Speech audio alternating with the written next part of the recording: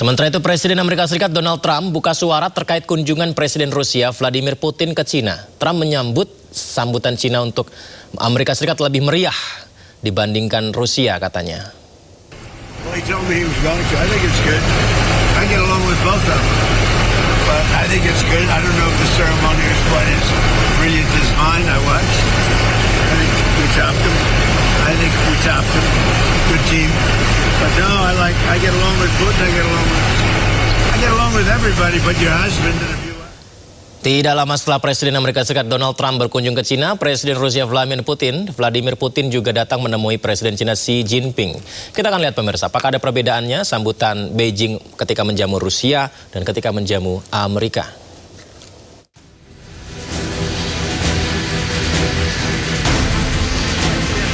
Inilah perbedaan penyambutan antara Putin dan Trump di Beijing.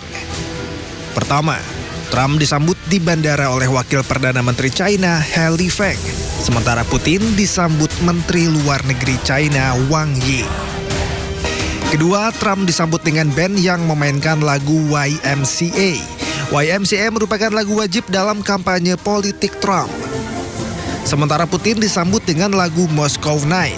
Moscow Night atau Podmokovny Vechera, lagu klasik Rusia populer di Tiongkok yang membangkitkan nostalgia masa lalu. Perbedaan ketiga saat kedua kepala negara menaiki tangga. Trump berhenti dulu di tengah, diajak berbincang terlebih dahulu di tangga Great Hall oleh Xi Jinping, sementara Putin langsung berjalan menaiki tangga tersebut tanpa berhenti untuk berbincang dulu.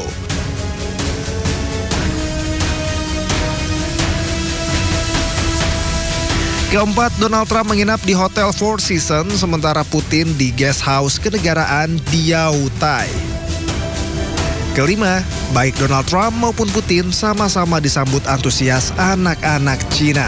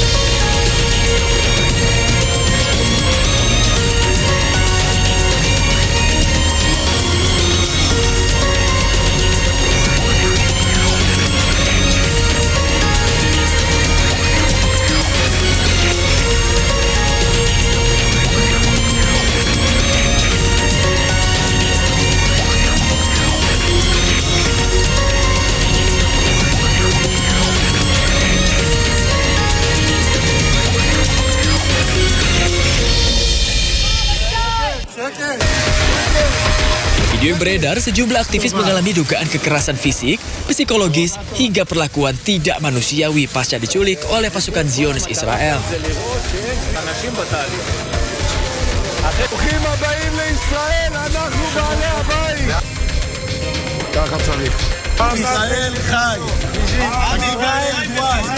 Selain itu, Menteri Keamanan Nasional Israel Itamar Ben-Gvir memantau langsung penahanan aktivis oleh Zionis Israel, bersorak hingga mengibarkan bendera Israel dan mengintimidasi para aktivis dengan ancaman.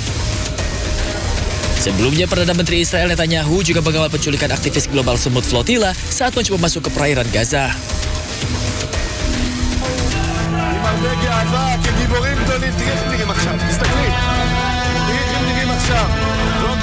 Cara Menteri Keamanan Nasional Israel Itamar Ben-Gvir dalam memperlakukan aktivis misi kemanusiaan Gaza menuai kecaman dunia internasional. Dalam rekaman video, para tahanan ini diborgol dan diperlakukan dengan kasar oleh tentara Israel. Bahkan Israel menyebut mereka sebagai bagian dari teroris. Tidak hanya itu, 430 orang dari 40 negara ini akan ditahan di penjara khusus teroris. הם באו עם הרבה גאווה כגיבורים גדולים. תראי איך הם נראים עכשיו, תסתכלי. תראי איך הם נראים עכשיו. לא גיבורים ולא כלום, תומכי טרור. אני אומר לראש הממשלה נתניהו, תן לי אותם לעוד הרבה זמן. תן לנו אותם בבתי הכלא של המחבלים, ככה זה צריך להיראות. Aksi Israel ini memicu reaksi internasional. Italia memanggil duta besar Israel dan memprotes perlakuan kepada aktivis yang juga warga negaranya. Irlandia, Spanyol, Turki, dan Indonesia juga mengkritik keras dan menyerukan pembebasan para aktivis. Perdana Menteri Irlandia Michelle Martin juga mengutuk keras lantaran saudara perempuan Presiden Irlandia Catherine Connolly masuk di antara mereka yang ditahan.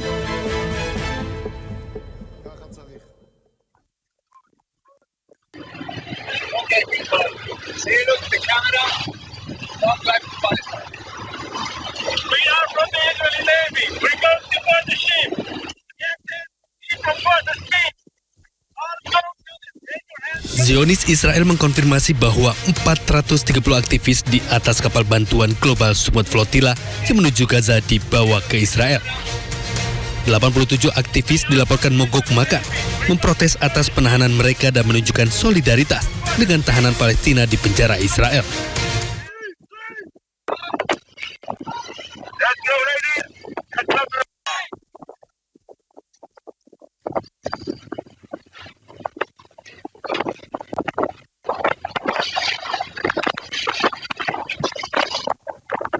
Global Smooth Flotilla melaporkan bahwa 54 kapal dihentikan di sekitar pantai Gaza dengan 480 peserta dari 40 negara, salah satunya Indonesia.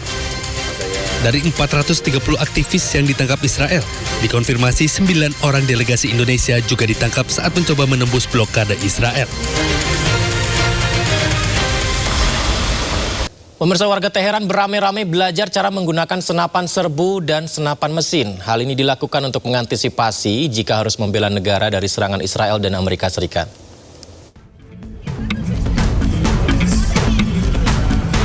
Otoritas Iran mendirikan pos-pos pelatihan senjata publik di Teheran. Warga diajari cara dasar menggunakan senapan serbu dan senapan mesin di tengah konflik yang terus memanas dengan Amerika Serikat dan Israel. Sejumlah warga, baik pria maupun wanita, belajar cara menggunakan, membongkar, dan merakit senapan. Pelatihan ini merupakan bagian dari kampanye Jan Fada yang diluncurkan untuk menunjukkan kesiapan publik dalam membela negara, serta memperkuat kesiapan warga untuk terjun ke medan perang kapan saja dibutuhkan. وظیفه است که آمادگی خودمون رو نسبت به اون چیزی که داریم دوباره ارائه بدیم. ما تا پای جان وایستادیم تا حتی اینی که رهبر بگه همین الان حرکت کنید ما لحظه‌ای درنگ نمی‌کنیم. الان وضعیتمون جنگه دیگه. من احساس کردم حالا که دارن یاد میدن آموزش‌ها رو بهتره بدونیم. حالا حرفه‌ای نیست ولی در حد اینکه حداقل بدونیم چجوری کار میکنه برامون مفیده. Pelatihan penggunaan senjata digelar oleh Korps Garda Revolusi Iran atau IRGC di berbagai wilayah di Teheran. Sesi pelatihan berlangsung selama 2 minggu, terbuka bagi warga sipil dari berbagai latar belakang dan profesi. Marinir Amerika Serikat mencegat kapal tanker Iran di Teluk Oman karena dinilai melanggar blokade. Pasukan Amerika menyerbu ke atas kapal dan melakukan penggeledahan. Rekaman Pusat Komando Amerika Serikat menunjukkan sebuah helikopter militer terbang di atas kapal.